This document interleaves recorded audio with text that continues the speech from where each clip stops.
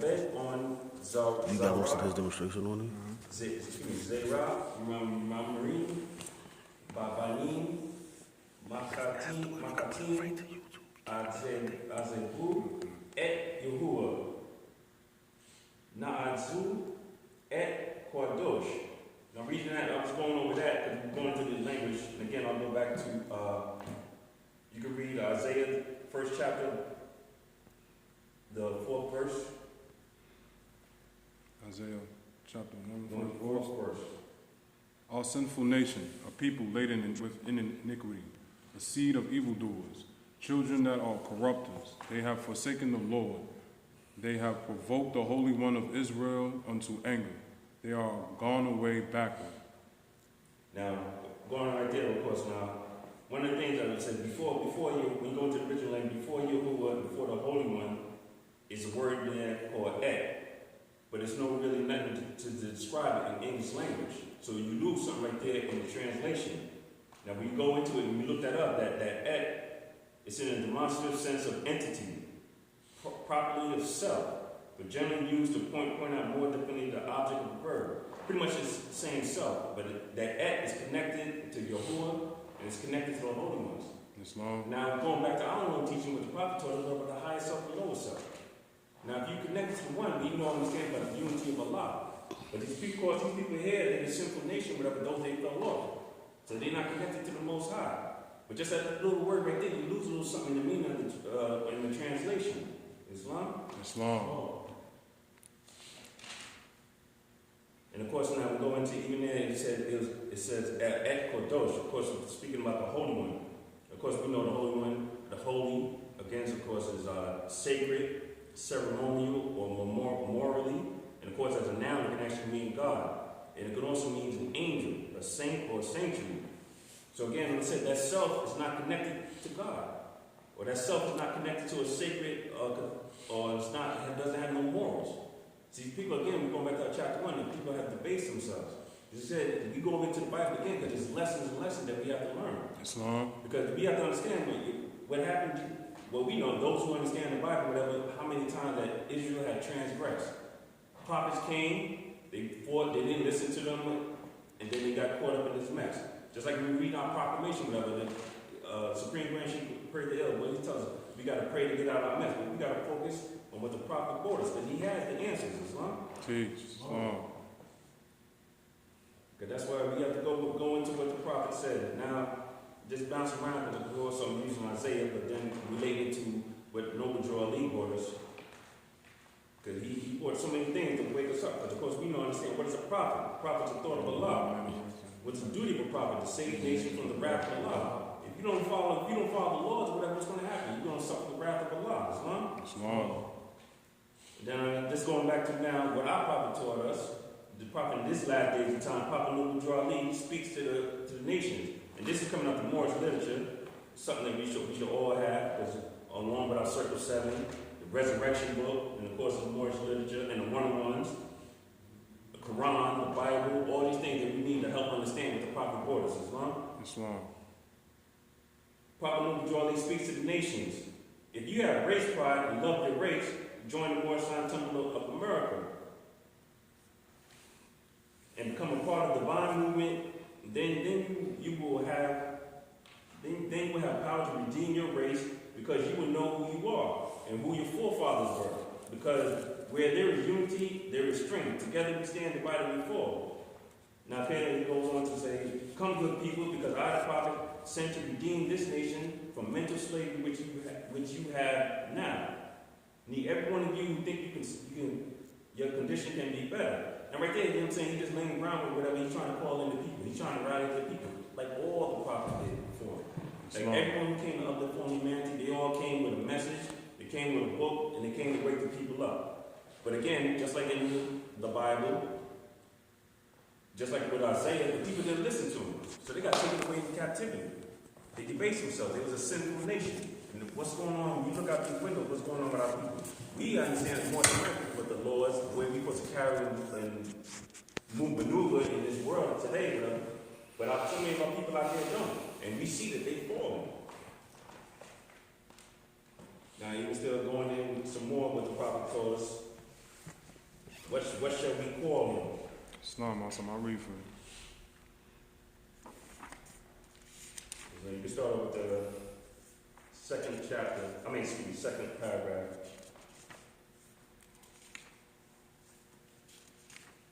I'm just picking out certain points or whatever, but those who are out there, the Moorish literature, you definitely have to read it and go over it and understand it and let it marinate and definitely study it. What do you want me to read from us? The second paragraph of mine is the second paragraph. Also look into.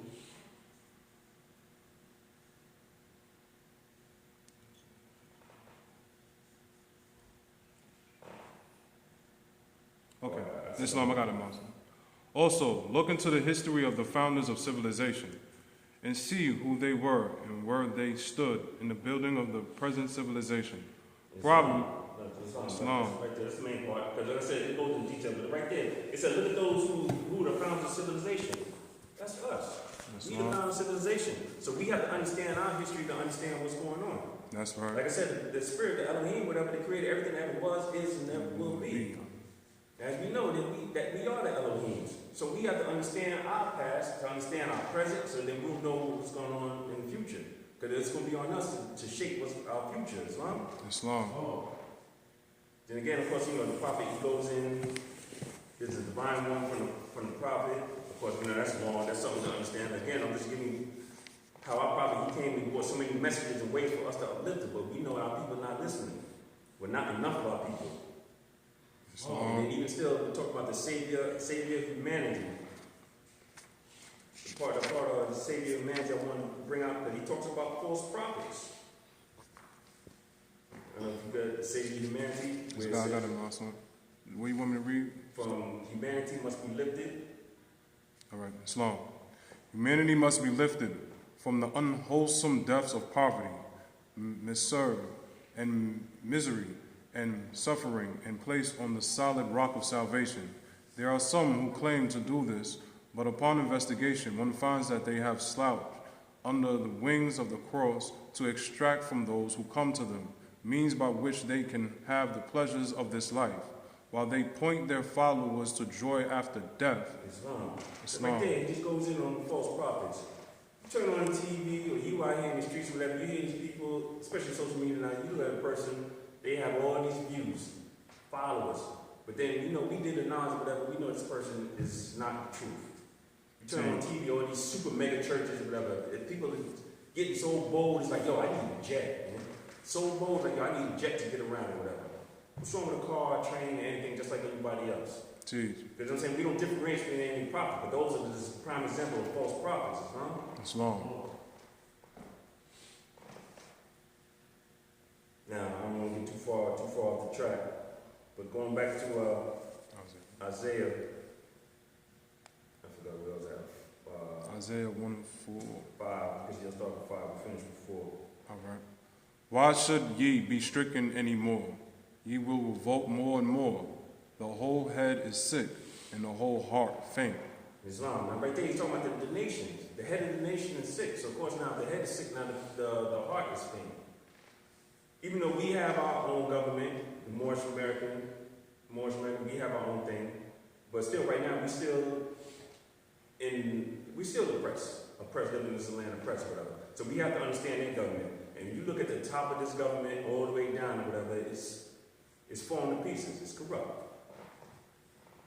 From the president, Trump, on down to what it is. If the head is sick, then the rest of the body and everything else is going to follow. Islam. We continue with 6. From the sole of the foot even unto the head, there is no soundness in it, but wounds and bruises and petrifying sores. They have not been closed, neither bound up, neither mollified with ointment. Your country is desolate, your cities are burned with fire. Your land, strangers devour it in your presence, and it is desolate and overthrown by strangers. Islam. Islam. So right there, it's talking about how, again, like I said, we can learn this lesson from the Israelites from their time, and we can bring it out to what's going on today. It said right there, that said, we got strangers in the land. Like I said, now look at this. Pale-skinned Europeans, they came into our land, and they took over. And look how our land is right now. It's some Sodom and Gomorrah right now. It's nothing but pure wickedness going on out here. But even still, going to, right there in the word that he uses is strangers. And of course, the stranger is the zur, to turn aside from lodging, to be a foreigner, strange or profane, specifically, and of course, to commit adultery. Of course, you know, that's adultery because you believe in another God, whatever, it's also considered adultery. But the main thing that the word stranger is also like a foreigner. That's why I use an example. Like this person here, they foreigners. They came in and they made the land desolate. They wickedness, because they are not on the same level because they're peanut gland, they're melanin, all this that they think. They're hardwired, they're different. But look at that. Now we are being oppressed and ruled by people that's not of us. Now again, not just by now choosing a stranger outside of us, look what we have to understand what happened. When we go into chapter 25 of the Moorish Holy Quran.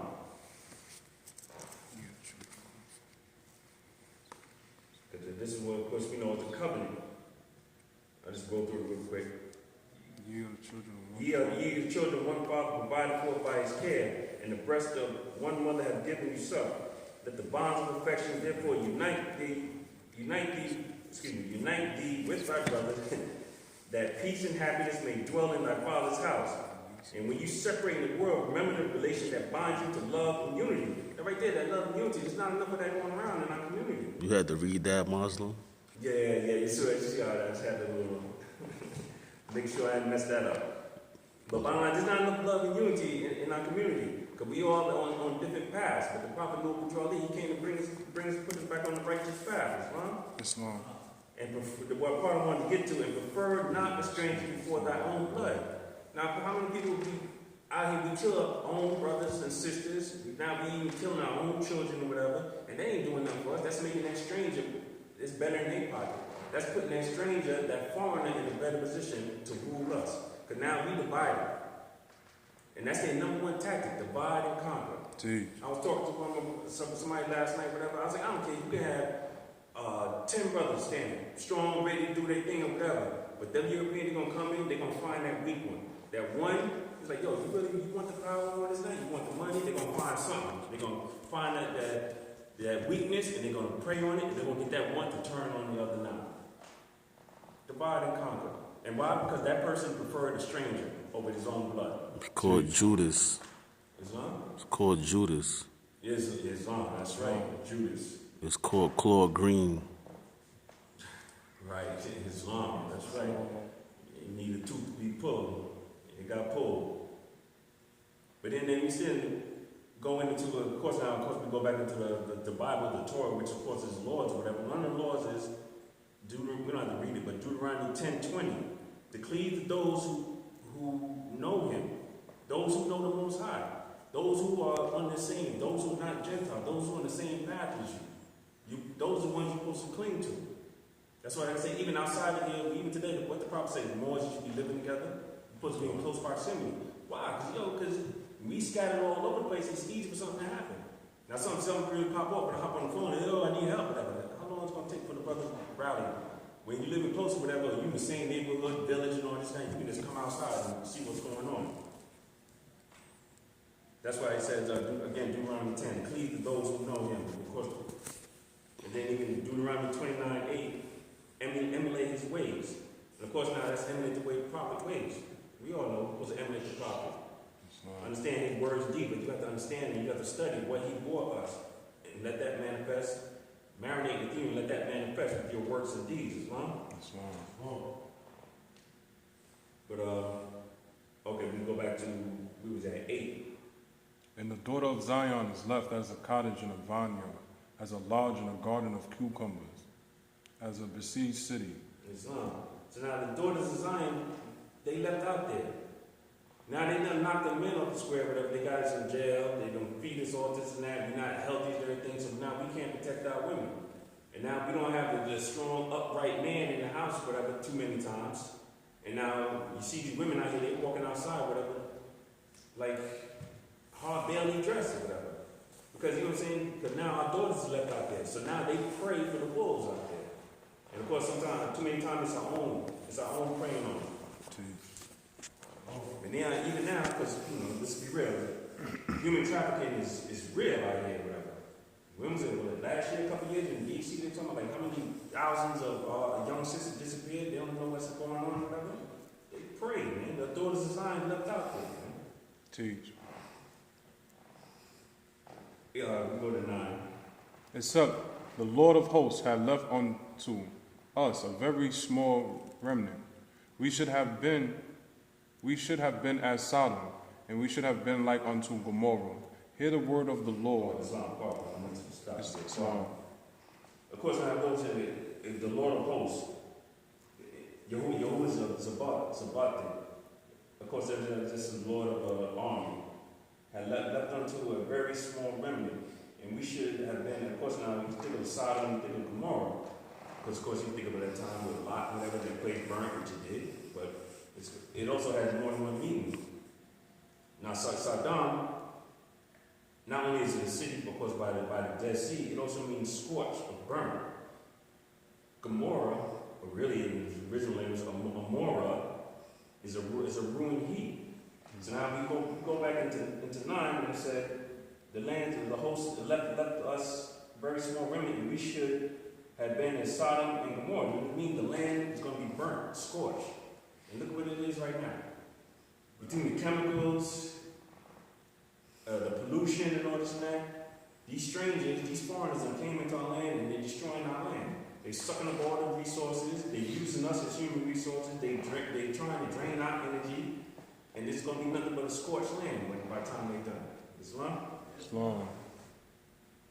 Go to 10. How much time? Hear the word of the Lord. 6 more minutes. Ye rulers of Sodom, give ear unto the law of our God, ye people of Gomorrah. Islam. So right there. Islam. Right there, the Lord, you rulers of Sodom and Gomorrah. So say, we're not the rulers of this. The wickedness, they are the rulers of Sodom and Gomorrah. That's why we got to get rid of them. And we have our own way. We got to get these people in the doors or whatever. We got to wake them up, whatever, because we have our own government, but we just don't have the people. The main thing I'm trying to focus right here now, we be impressed by strangers, people that don't even belong in the land, people in a world population, nothing but a minority, but they ruling this. Teach.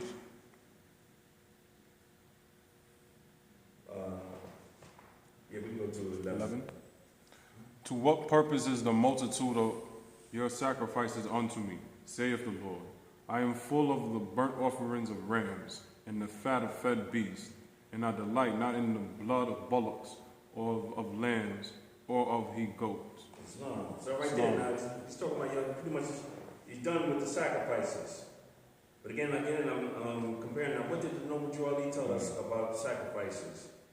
Prophet Noble Drew. We go into, he's talking about Prophet Noble Drew.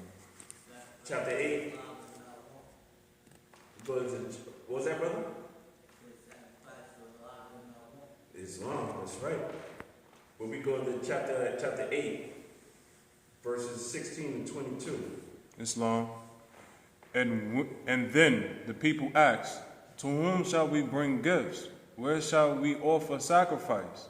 And Jesus said, our Father Allah, ask not for needless waste of plant, of grain, of dove, of lamb, that which you burn on any shrine you throw away. No blessings can attend the one who takes the food from hungry mouths to be destroyed by fire. When you would offer sacrifice unto Allah, just take your gift of grain or meat and lay it on the table of the poor. From it an incense will arise to heaven, which will return to you with blessedness. Tear down your idols, they can hear you not. Turn all your sacrificial altars into fuel for the flames. Make human hearts your altars, and burn your sacrifices with the fire of love. And all the people... Islam. Now right there, that's what I'm saying. In a proper, he brought us a message. He brought us about sacrifices. We don't do the sacrifices. Because we know that goes against the laws.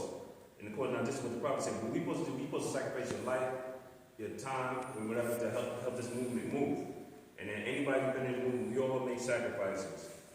We all make sacrifices. Because I'm saying, even though we love being here, whatever, sometimes there's things going on out there in the other world, whatever, but it's like, yo, I know a lot of us, it's ingrained. Like, yo, it's Sunday. I I gotta go to Sunday school. Islam. It's ingrained. And I appreciate everyone that always come out here, because we know, we here, we do our thing, we go out, we teach to the people, whatever, and people always come up with excuses. Excuses for the weak. If you have excuses of not to be here, or not to go to wherever place that you consider to be a righteous spot or whatever, then you are weak. And we need strong Moors up in here. Men and women, Islam. Islam. That's why you have to sacrifice. Just a couple of hours out the day, out the week. Just a couple of hours. We will tell you here at this particular temple, we meet from 12 to 3. You got the rest of the week to do what you're going to do. We all make sacrifices. You know what I'm saying? We got work. Brothers in school, these brothers in here in school, they knocking it down, but yet they here. It's the point now they not here, whatever. It's just like, whoa, what's going on? And they not doing anything in school and work.